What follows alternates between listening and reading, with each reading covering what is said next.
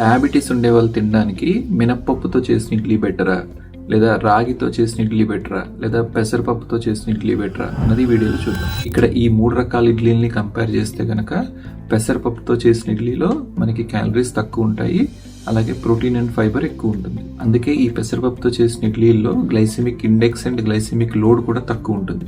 అంటే మనం ఈ ఇడ్లీలు తిన్న తర్వాత షుగర్ స్పైక్స్ అనేవి చాలా తక్కువ వస్తాయి అన్నమాట.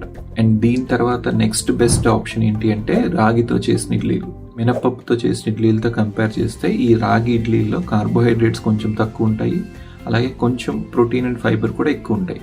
అండ్ మినపప్పు ఇడ్లీలతో కంపేర్ చేస్తే ఈ రాగి ఇడ్లీల యొక్క glycemic index and glycemic load కూడా కొంచెం తక్కువ. అందుకే మీకు ఓన్లీ ఇడ్లీలే ఇష్టం అనుకుంటే మినపప్పుతో చేసిన ఇడ్లీల కంటే పెసరపప్పుతో చేసిన ఇడ్లీలు కానీ రాగితో చేసిన ఇడ్లీలు కానీ ప్రిఫర్ చేయండి. అలాగే బెటర్ ఈ ఇడ్లీల్ని మీరు చట్నీతో కన్నా సాంబార్తో తింటే గనక మీకు షుగర్ స్పైక్స్ తక్కువ వస్తాయి.